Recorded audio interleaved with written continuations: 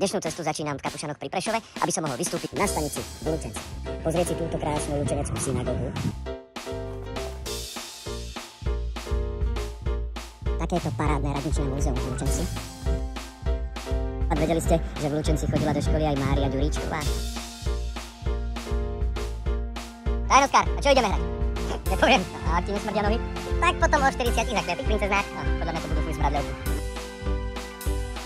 Ak chceš viac takýchto typov na výlet, tak daj odber.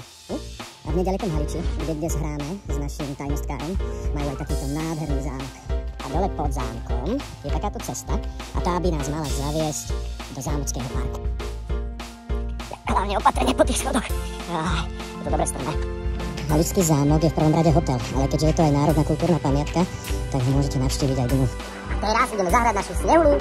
Prečo? Čo prečo? Prečo? Lebo si mi kúpil nové ponožky.